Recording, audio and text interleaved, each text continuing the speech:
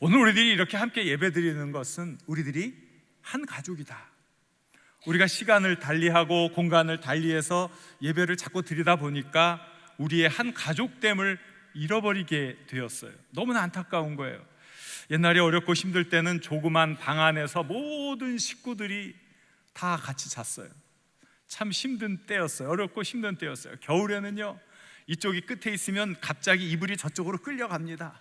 추워요, 깨요. 또 이쪽 끄고 잡아당기면 또 저쪽에 있는 사람이 춥고 막 그랬죠.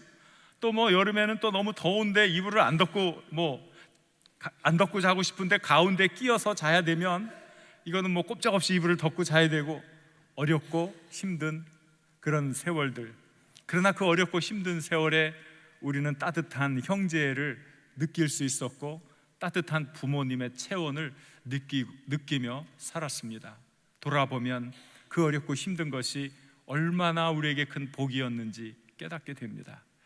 그런데 요즘에 너무 삶의 환경이 너무 좋다 보니까 다 각자의 방에 들어가서 시간을 보냅니다. 밥 먹을 때도 같이 밥 먹을 시간이 없습니다. 각자의 스케줄에 따라 또 각자 만나야 될 사람들 만나 식사를 하다 보니 우리에게는 가족이라는 그냥 홀만 있을 뿐 정말 무슨 생각을 하는지, 그 마음속에 어떤 아픔이 있는지, 어떤 고민이 있는지도 나누지 못하는 이런 안타까운 현실 속에 살아가고 있습니다. 우리 교회는 어떤가요? 교회도 너무 비슷한 것 같아요. 너무나 우리들의 사랑을 받아야 마땅한 우리 청년들이 사랑의 대상이 되어버리지 않은, 그저 낯선 젊은이로 보인다면 이건 정말 심각하지요. 우리들이 언제나 존경해야 하고 사랑해야 할 어머니와 같고 아버지와 같은 귀한 어르신들이 그냥 우리 교회 안에서도 낯선 이웃처럼 보인다면 이것도 얼마나 안타깝고 괴로운 일입니까? 그게 우리의 모습이라면 우리가 어떻게 아름다운 가정, 굳건한 가정을 만들어갈 수 있을까요? 닭이 알을 낳습니다. 독수리 알을 뭐라 그러죠? 독수리가 낳은 알? 독수리 알이죠. 꽁이 낳은 알을 뭐라 그래요? 꽁알이라 그래요. 펭귄이 낳은 알을 뭐라 그래요? 펭귄 알이라고 그러죠. 그러면 닭이 낳은 알? 달걀이라고 그래야 돼요. 안 넘어가시네요. 달걀, 또 닭알 이런 사람이 있어요. 그 안에 생명체가 숨쉬고 있어요. 자란단 말이죠, 그 안에. 그런데 이거 다 자라면 이제는 이 알을 깨고 나와야만 되는 거예요. 그런데 이 알껍질이 자기를 처음에는 보호해주는 단단한 알껍질이었는데 이 연약한 병아리가 이제 다 자라서 나올 때가 되면 이 단단한 알껍질이 이제 자기한테 장애가 되는 거예요. 이걸 깨고 나와야 되는데 병아리의 여린 풀이, 그 여린 풀이로 어떻게 이 알껍질을 깨고 나옵니까? 그래도 이 병아리는 이제 늦게 나오면 죽지요. 질식하죠. 그 공간에 갇혀 있을 수가 없죠. 나와야 되죠. 그래서 이 어린 병아리, 약한 병아리가 그 여리고 여린 그 부리를 가지고 알껍질을 두드리는 거예요. 똑똑똑똑 두드리는 거예요. 아마 소리조차 나지 않을 거예요. 그런데 그 소리를 어미닭이 들어요. 놀라운 자연의 신비죠. 그 어미닭이 우리 병아리가 이제 나오려고 하는구나 하고 그 소리를 듣고 예리한 부리로 알껍질을 깨기 시작합니다. 그래서 딱 깨질 때 새로운 생명, 건강한 생명이 튀어 나오게 되어 있는 거예요. 이것을 한자 성어로 줄닭동시라고 얘기합니다. 그러니까 안에 있는 병아리가 두드리는 것과 바깥에 있는 어미닭이 쪼아서 깨는 것이 동시에 이루어져야 된다는 거예요. 왜냐하면 너무 일찍 어미닭이 얘가 나올 때가 됐는데 왜 안 나오지? 내가 깨줘야 되겠다 하고 어미닭이 깨어버리면 아직 성숙하지 못한 병아리는 거기서 죽을 수밖에 없는 거죠. 완전한 성체가 되어서 나와야 되는데 말입니다. 또 어미닭이 잠깐 졸다가 깜빡 졸은 거죠. 그 병아리가 막 두들기고 있는데도 그것을 눈치채지 못하고 잠깐 화장실에 갔던지 잠깐 졸고 있던지, 또 요즘에 있잖아요, 연속극에 빠져 있던지. 그럼 어떻게 돼요? 죽는 거야, 이 병아리가. 그래서 껍질 안에 있는 이 병아리와 바깥에 있는 어미닭이 깊이 있는 교감을 통해서 서로 이 알을 깨는 거죠. 그때 생명의 신비, 놀라운 생명의 힘이 나타나는 거죠. 저는 그것이 우리 가정에서도 이루어져야 한다고 생각해요. 왜냐하면 이 가정이라는 것은 공동체예요. 한 사람이 사는 가구는 1인 가구라고 하지 가정이라고 하지 않는단 말이죠. 가정이라는 말은 뭐예요? 정원이라는 말이 들어있는데 그것은 뭐예요? 가족은 구성원을 뜻하는 거예요. 사람을 말하는 거예요. 여러분, 가정에 몇 명 있습니까? 가정에 뭐가 몇 명 있다는 얘기예요? 가족이 몇 명입니까? 그러니까 족은 구성원, 가족을 말할 때는 구성원을 말하는 거예요. 그러나 가정을 말할 때는 그 가족 구성원들이 함께 살아가는 환경, 그 사람들이 함께 나누는 대화, 그 사람들의 삶의 추억, 그 사람들이 함께 나누는 그 감정적인 교감, 그 모든 것들을 다 통틀어 말할 때 가정이라고 이야기하는 거죠. 그러니까 가정이 바르게 되면 그 가족 구성원들이 힘을 얻는 거예요. 그래서 가정이 너무나 소중하고 중요한데 이 가정이 공동체로 이루어져 있으니까 서로가 서로에 대한 깊이 있는 경청, 깊이 있는 배려, 또 깊이 있는 그 사랑, 이걸 통해서 함께 아름다운 가정을 만들어갈 수 있는 거죠. 사랑하는 여러분, 우리의 가정을 한번 보십시오. 우리의 가정은 어떻습니까? 우리의 가정은 정말 줄탁동시 이곳처럼 우리 가족 구성원 서로에 대해 깊은 관심을 가지고 깊은 교감을 나누려고 노력하고 있습니까? 이게 중요한 거예요. 오늘 저는 이 말씀 잠언에 있는 말씀을 가지고 여러분과 하나님의 말씀을 나누려고 해요. 그런데 이 말씀의 의미도 보면 자녀가 부모에게 해야 될 것을 이야기해 주고 있어요. 그럼 많은 사람들이 의문을 갖습니다. 왜 우리는 맨날 부모님을 공경해야 합니까? 왜 우리는 맨날 부모님께 효도해라고 해야 합니까? 왜 맨날 우리가 이것을 해야 한다고 합니까? 의문을 가질 수 있을 거예요. 그런데 여러분, 잘 생각해 보셔야 돼요. 여러분을 향한 부모님의 그 사랑이 얼마나 큰지 과연 여러분이 헤아릴 수 있을까요? 여러분이 부모님을 사랑한다고 하고 존경한다고 하지만 그 사랑과 그 존경이 여러분 부모님이 여러분에게 쏟아주신 그 사랑과 과연 비교할 수 있는 것일까요? 정말 비교가 되지 않는 것이지요. 한 가지 예를 들어볼까요? 예수님께서 하나님의 사랑을 우리에게 가르쳐주기 위해서 탕자의 비유를 들려주셨습니다. 한 아버지에게 두 아들이 있었지요. 그런데 이 둘째 아들이 어느 날 갑자기 아버지에게 찾아와서 말도 되지 않는 요구를 하는 거예요. 아버지가 돌아가시면 제게 물려질 그 유산을 지금 저에게 주실 수 있습니까? 말도 되지 않는 요구를 하는 거예요. 어떻게 그런 일을 할 수가 있습니까? 그것은 말도 되지 않는 일, 그 당시의 관습으로는 억지지요. 그 당시에는 가부장적인 사회였어요. 아버지가 아들을 죽여도 누가 뭐라고 말하지 않는 그런 사회였어요. 그런데 어떻게 감히 아버지 돌아가신 다음에 얻게 될 유산을 미리 달라고 할 수 있습니까? 참 발상 자체가 이건 놀라운 일이지요. 말도 되지 않는 일이지요. 사실 아들은 아무런 권리가 없어요. 그 권리는, 아버지의 유산을 받을 권리는 언제 생기냐면 아버지가 돌아가신 다음에 생기는 거예요. 그러니까 그것은 지금 자기가 재단할 수 없고 계획할 수 없는 아버지의 고유한 재산권이란 말이죠. 그런데 아버지께 그 재산을 달라고 하는 거예요. 말도 되지 않는 것이죠. 아버지 입장에서는 이놈 봐라, 내가 너를 어떻게 낳아서 어떻게 키웠는데 나 빨리 죽으라는 거냐 이놈아. 윤리적으로도 도저히 묵과할 수 없는 일이라는 거죠. 돈 대신 주먹이다 이놈아 하고 주먹을 한번 내쳐도 할 말이 없는 상황이란 말이에요. 그런데 아버지는 어떤 분일까요? 아버지, 상당한 재산을 가진 사람으로 나옵니다. 그렇다면 그가 많은 유산을 물려받을 수도 있었겠지만 아마 열심히 일을 해서 자수성가를 한 사람이라고 볼 수가 있습니다. 자, 몇십 년 동안 열심히 일해서 자수성가한 사람들의 특징을 조금만 한번 생각해 보자 이거예요. 세상 돌아가는 물정에 밝았을까요? 어두웠을까요? 졸고 계세요 지금? 대답을 왜 안 해? 밝았을까요? 어두웠을까요? 밝았으니까 돈을 벌지. 그냥 돈이 벌립니까? 자, 남의 돈 벌기가 얼마나 어렵다 하는 것을 알았을까요? 몰랐을까요? 알았죠. 남의 돈 벌기 정말 어렵죠.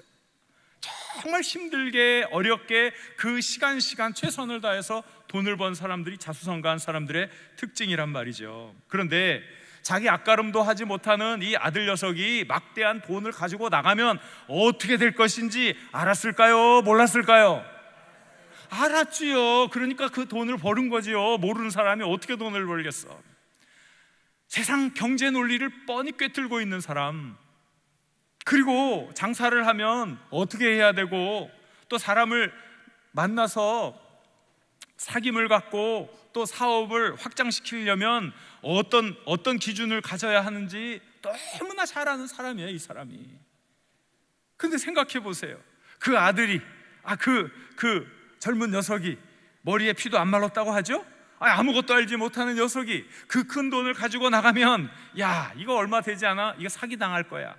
아니면 뭐 방탕해서 다 쓰든지, 얼마 되지 않아 자신이 몇십 년 동안 피땀 흘려 얻은 재산을 송두리째 날릴 것이라는 사실을 분명히 예측하고 있었다는 거죠.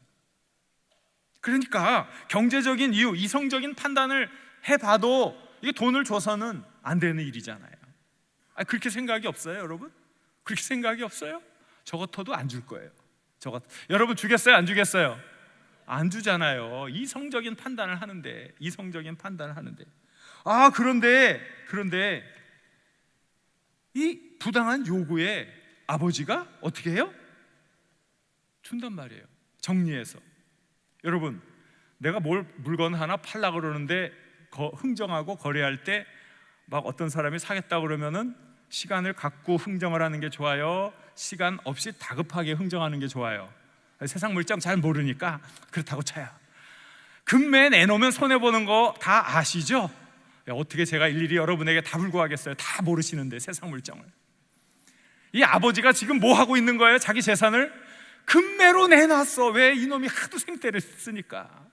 경제적인 손실을 보면서 지금 이 일을 하고 있는 거예요. 그리고 그 아들에게 주는 거예요. 우리가 그 아버지의 마음이 보입니까? 그 아버지가 어떤 생각을 하고 있는지 보입니까? 아버지의 생각, 그 아버지의 마음이 보입니까? 저 같으면 돈 주지 않아요. 왜 돈 주지 않을까요? 아들보다 뭘 더 사랑하기 때문에? 아들보다 뭘 더 사랑하기 때문에? 빨리 정답 얘기하세요. 돈을 더 사랑하기 때문에 안 준다는 거야. 다 합리적인 이유, 이건 이렇고 저건 저렇고 저건 저래서 안 돼 이놈아 하고 얘기하지만 그 내면에, 그 깊은 내면에는, 야 이놈아, 그러면 돈 날러가. 이 돈이 어떻게 번 돈인데. 아들을 사랑한다고 하지만 그 깊은 내면에는 돈이 아까운 거예요. 돈을 줄 수 없는 거예요. 그런 모습인 거예요. 그런데 아버지가 어떻게 했어요? 그 돈을 주었다는 거예요. 그 돈을 주었어요. 아들이 생떼를 써서 주었습니까? 앞일을 예측하지 못해서 주었습니까? 이유는 하나밖에 없어요. 돈보다 누굴 더 사랑하기 때문에? 아들을 사랑하기 때문에. 그거였어요. 이 돈을 다 탕진하지만, 나는 돈을 잃어버리지만, 이 돈을 잃어버림으로 누구를 찾을 수 있어요? 아들을 찾을 수 있었던 거예요. 아들을 찾을 수 있었던 거예요. 내가 이 많은 걸 포기하지만 아들을 찾아야지. 아들을 잃어버린 아들을 찾아야지. 지금 이 아들은 아무 생각이 없어요. 다 까먹을 것 알아요. 그러나 돈이 다 떨어졌을 때 비로소 아들은 돈이 아니라 아버지의 사랑, 그 아버지의 사랑을 보게 된다는 것을 기대한 거죠. 아들이 아버지의 사랑을 보고 깨달으려면 그 손을 다 날려버려야 돼요. 탕진해버려야 돼요. 아버지는 수십 년간 애써 번 돈을 날리더라도 아들을 찾고 싶어 했던 거예요. 저는 이 비유에 이런 깊은 의미도 담겨 있다고 생각합니다. 물론 누구도 이런 이야기를 해주는 사람은 없죠. 주석에도 이런 얘기는 안 나와요. 그런데 제가 이 말씀을, 이 비유를 이렇게 생각해 보니까 참 이해할 수 없는 아버지의 그 행동 속에서 아버지의 그 사랑, 돈을 잃어도 아들은 찾겠다 하는 아버지의 사랑이 보이게 된 거예요. 막대한 희생이 따르더라도 아들을 되찾으려는 아버지의 마음, 그 아버지의 마음, 그 아버지의 마음이 여러분 부모님의 마음이에요. 그걸 이해하셔야 돼요. 물론 우리가 자녀를 낳기 전까지는 그 부모님의 마음을 몰라요. 자녀를 낳지도 않으면서 내 부모님의 마음을 헤아린다는 것은 사실은 거짓말이고, 이것은 상상해서 깨달을 수 있는 내용이 아니에요. 내가 직접 낳아봐야 알지. 그러니까 속썩이는 자식들한테 부모님들 하는 얘기가 그래. 네 자식 낳아봐라. 몰라요 여러분? 정말 몰라? 그거예요. 그러니 여러분의 부모님의 사랑을 다 헤아렸다, 다 이해했다 함부로 이야기하지 마세요.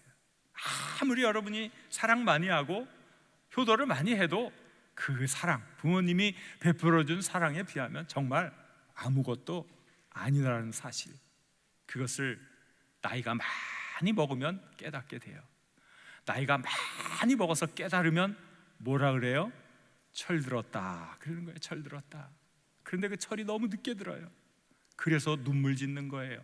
살아계실 때 내가 더 잘할걸, 살아계실 때 내가 더 잘할걸. 이제는 이미 다 돌아가셔서 할 수가 없구나 하고 우는 거예요. 철이 좀 빨리 들어야 되는데 말입니다. 자, 이제 우리 본문을 시간이 이렇게 많이 갔네요. 빨리 잠깐 살펴봐야 되는데, 자, 자녀됨의 도리 보면 부모님의 생각과 말씀을 청종하라 가르쳐주고 있어요. 잠언 23장 22절 상반절 같이 읽어보겠습니다. 너를 낳은 아비에게 청종하고 그랬어요. 청종하고 그랬는데 이 히브리어 원문을 보니까 쉐마 레아비카, 쉐마, 이게 이제 신명기 6장 4절에도 쉐마 이스라엘아 들으라 하는 아주 유명한 말씀이 나오잖아요. 그런데 이 들어라 하는 이 2인칭 복수 명령형을 가지고 여기는 청종하라 이렇게 번역을 했어요. 그런데 이 번역이 아주 잘된 번역이에요. 청종이라는 게 뭐냐면요, 듣고 따른다 이거예요. 우리는 들었는데 안 따라요. 그럼 그건 들은 게 아니에요. 들었으면 따라야 되죠. 들었으면 순종해야 되죠. 들었으면 복종해야 되죠. 그것이 청종이라는 거예요.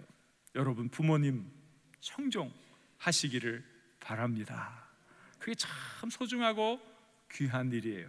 그럴 때 하나님께서 여러분들에게 놀라운 은혜의 길을 확실하게 열어주실 거예요. 어떻게 하면 우리 부모님의 마음, 그 마음을 헤아려서 그 뜻대로 내가 살아갈까? 그 말씀 한마디 한마디를 소중하게 여기고 내가 잘 실천할까? 그렇게 여러분들이 늘 결심을 하고 이해하고 받아들일 수 있기를 바랍니다. 또 보면 부모님을 존중해야 되는 거예요. 또 하반절 말씀을 보면 내 늙은 어미를 경히 여기지 말라, 모욕하지 마라, 멸시하지 마라, 그런 뜻이죠. 이런 부정적인 뉘앙스의 말을 긍정적인 뉘앙스로 바꾸면 존중하라, 존경하라, 높이라 하는 뜻이에요. 이게 참 귀한 일이에요. 옛날에는 노인들이 이 가부장적인 사회에서는 가장 꼭대기에 있었어요. 자연스럽게 권위가 있었고 노인들의 말에 모든 사람들이 머리를 조아리고 수긍을 했습니다. 그런데 물질 문명이 너무 빨리 발전하는 이 시대에 노인들은 이 물질 문명을 사용하는 것 배우기도 이게 너무 벅차고 힘든 거예요. 요즘에는 노인들에게 뭘 물어보는 사람이 없습니다. 노인들이 뭘 가르쳐 줄 게 없습니다. 하다못해 스마트폰이라도 새로운 거 나오면 젊은 사람한테 배워야지 노인들의 권위가 이게 도무지 작동하는 그런 구석이 없어져 버렸어요. 그러다 보니까 알게 모르게 자꾸 노인들을 폄하하고 노인들의 가치를 소홀히 여기는 나쁜 풍조들이 자리하게 되었어요. 그래서 이런 나쁜 것들이 막 사회 안에 있어가지고 이 노인들이 노인이라는 것에 자신감을 가지고 항상 이 시간, 내게 주신 이 시간, 그때가 가장 내 인생의 전성기고 하나님이 가장 큰 축복을 준 것이다 이렇게 생각하고 당당하게 살아야 되는데, 단지 늙었다는 이유 하나만으로 주눅이 들고, 단지 늙었다는 이유 하나만으로 괜히 죄도 안 지었는데 죄 지은 사람처럼 스스로 마음을 옥죄고 살아간단 말이죠. 이게 잘못된 사회 풍조, 잘못된 거예요. 우리는 이런 잘못된 것을 깨부셔야 돼요. 노인들은 마땅히 존중받아야 돼요. 존경받아야 돼요. 우리가 높이고 그런 모든 것들이 다 우리에게 돌아오게 되어 있어요. 자, 신명기 5장 16절 말씀을 우리 자막을 한번 띄워주세요. 신명기, 같이 읽을까요? 너는 내 하나님 내 부모를 공경하라. 그리하면 내 하나님 여호와가 내게 준 땅에서 내 생명이 길고 복을 누리리라 그랬어요. 내 부모를 공경하라 했어요. 우리 부모님들 뿐만이 아니라 우리 주변에 있는 어르신들을 공경하는 이들, 그들은 참 멋있는 지도자들입니다. 우리 장석의 젊은 청년들은 부모님을 공경할 뿐만이 아니라 주변에 있는 어르신들도 높이고 공경하며 멋진 삶을 사시기를 바랍니다. 세 번째 보면 25절에 보면 내 부모를 즐겁게 하며 너를 낳은 어미를 기쁘게 하라 그랬어요. 부모님 기쁘게 해드려라, 즐겁게 해드려라. 내가 어떻게 하면 우리 부모님을 기쁘게 해드릴까? 어떻게 하면 즐겁게 해드릴까? 제가 아는 어떤 분이 있는데 참 효자예요. 아버님 살아계실 때 아버님을 위해서 최선을 다하고 돌아가신 다음에 그렇게 슬피 우는데, 야, 저분은 슬피 안 울어도 될 것 같아. 살아생전에 그렇게 잘했는데 그런데도 못내 무엇이 부족한 듯 그렇게 그렇게 우는 거예요. 또 홀로 남으신 어머니를 또 얼마나 잘 이렇게 모시고 하는지 볼 때마다 저절로 존경스러워요. 다른 삶은 잘 모르겠어요. 어떻게 사는지 잘 모르겠어요. 그런데 그가 그의 부모님에게 한 그 모습 하나만으로도 그는 마땅히 존경받아야 할 사람, 그래서 머리가 조아려지는 그런 삶을 사는 사람을 제가 알고 있습니다. 참 멋있는 사람, 여러분들도 그렇게 사시기를 바랍니다. 자, 이것이 자녀가 부모들에게 해야 할 일인데, 부모님의 말씀과 생각을 청종하라, 또 부모님을 존중하라, 부모님을 기쁘게 해드려라, 우리들이 하나님 앞에서 받은 명령이에요. 그럼 부모님들은 어떻게 해야 합니까? 부모님들은 그것이 24절에 나오고 있어요. 잠언 23장 24절 같이 읽을까요? 의인의 아비는 크게 즐거울 것이요 지혜로운 자식을 낳은 자는 그로 말미암아 즐거울 것이니라 그랬어요. 이제 의인의 아비가 나오죠. 지혜로운 자식을 낳은 자가 나오죠. 이걸 깊이 있게 보면 이 자식을 무엇으로 만든 사람? 자식을 의인으로 만든 사람, 자식을 지혜롭게 양육한 사람을 말하는 거죠. 그렇잖아요. 그냥 자식이 의로워집니까? 그 부모님의 사랑을 통해 나오는 거예요. 내가 자녀들에게 나의 말을 청종해라.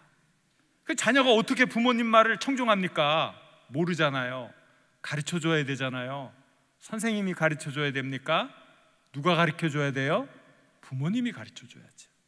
부모님이 내 말을 자녀들이 청종하려면 부모님이 자녀들의 말을 청종해야 이게 청종하는 거구나 하고 할 것 아니에요. 그러니까 자녀의 그 말에 귀를 기울이는 거죠. 그 아파하는 신음소리, 때로는 침묵을 하는데 너 왜 말 안 해? 하고 윽박지르고 강요하는 것이 아니라 그 침묵도 걔가 나타내 보이는 대답이구나. 그 침묵에는 어떤 말이, 어떤 목소리가 담겨 있을까? 그 마음 내면 깊은 곳에 울고 있는 그 소리도 들을 줄 아는 부모님이 돼야 되는 거지요. 그리고 우리 자녀가 부모님을 존중하고 하는 모습 얼마나 멋있어요. 근데 자녀들이 어떻게 부모님을 존중해? 부모가 그 방법을 가르쳐줘야 될 거 아니에요. 가르쳐줘야 자녀가 부모를 존중할 거 아니에요. 그러면 어떻게 가르쳐줘야 돼요? 부모가 자녀를 존중해줘야 되죠. 높여줘야 되죠. 야, 너는 큰 그릇이 될 사람. 나는 벌써 보여. 내가 얼마나 멋지고 훌륭한 사람이 될지 나는 벌써 보여. 나는 내 꿈의 지지자다. 나는 내 꿈의 팬이야. 팬. 누가 뭐래도 나는 너를 위해 기도하고 있단다. 이렇게 자꾸 높여주는 거예요. 그런 대접을 받은 아이들은요, 자신감이 있어요. 자신감. 참 그거 너무 감사하고 그래요. 저는 그런 가정에서 자랐어요. 지금 생각해보면 저희 부모님이 제게 물려주신 유산이 너무나 큰 거예요. 저는 정말 귀한 사랑을 받고 자랐어요. 그래서 세상의 모든 부모들이 자식을 다 그렇게 사랑하는 줄 알았어요. 그런데 어느 날 친구 집에 갔다가 깜짝 놀랐어요. 자식을 대하는 그 부모의 그 눈빛이 너무나 차가운 거예요. 그래서 다시는 그 집에 가지 않았어요. 저는 우리 가정이 이렇게 따뜻한 사랑이 넘치는 가정이었구나. 저 공부를 못했어요. 그런데 우리 아버지는 맨날 뻥을 치는 거예요. 얘가 전교 1등을 한대. 무슨 전교 1등, 반 1등 그것도 못하는데 제발 아버지 그런 말 좀 하지 마세요. 그랬는데 나중에 뭐 전교 1등은 아니더라도 자고간 잘하게 되더라고. 맨날 그런 소리 듣고 잘하니까 말이죠. 그 따뜻한 아버지의 격려, 어머니의 격려, 자존감을 세워주는 그 따뜻한 가정의 분위기, 그거지요. 우리들이 자녀들이 부모를 기쁘게 하려면 그럼 가르쳐줘야 되잖아요. 어떻게 하는 게 기쁘게 하는 건지. 그럼 어떻게 가르쳐줘요? 우리 부모님들이 자녀들을 기쁘게 하고 즐겁게 하는 일이 무엇인지 자꾸 거기에 우리들이 최선을 다하다 보면 그걸 깨닫게 되는 거예요. 말로 가르치면 효력이 없어요. 그러나 삶과 행동으로 가르치면 그것은 평생을 지속해 가는 거예요. 우리는 서로 너무나 소중한 하나님의 가족입니다. 그러므로 우리는 서로를 이렇게 깊이 사랑하고 그 내면의 소리까지도 들으려고 함께 노력해야 돼요. 우리들이 하나님의 말씀을 보면 우리 모두가 한 가족이구나 하는 걸 깨닫게 돼요. 한번 확인해 볼까요? 에베소서 2장 19절 말씀 같이 읽겠습니다. 그러므로 이제부터 너희는 외인도 아니요 나그네도 아니요 오직 성도들과 동일한 시민이요 하나님의 권속이라 그랬어요. 예수 믿는 우리들이 이제는 외인이 아니다, 나그네가 아니다. 너희는 성도, 거룩한 무리들처럼 동격인 동일한 시민이다. 하나님의 권속이다. 하우스홀드란 뜻이에요. 하나님의 가족이다. 우리가 바로 하늘나라의 황족이란 말이죠. 황족. 얼마나 존귀한 신분인지 몰라요. 우리는 모두 예수 그리스도의 피를 통해 하나가 된 하나님의 백성들, 하나님의 가족입니다. 그러므로 우리는 서로 사랑해야 돼요. 서로 높이고 서로 존중하고 그 말에 청종하고 그리고 서로에게 기쁨을 주고 즐거움을 주는 그런 귀한 삶을 사는 하나님의 한 가족, 그 가족으로 오늘도 많은 열매 맺으시길 우리 주님의 이름으로 간절히 축원합니다. 오늘 시간이 많이 가서 같이 한번 기도하는 것으로 이제 대신하려고 합니다. 우리 청년들은 부모님을 한번 생각해 보면서 또 우리 어르신들은 자녀들을 위해서 기도하는 시간, 그리고 또 우리 교회가 한 가족으로 하나 되어 모든 성도들이 서로 따뜻하게 사랑하고 격려하고 위로하면서 하나님의 사랑을 마음껏 누리는 은혜의 공동체 되게 하여 주옵소서. 우리 주여 하고 크게 소리치고 같이 한번 기도하겠습니다. 주여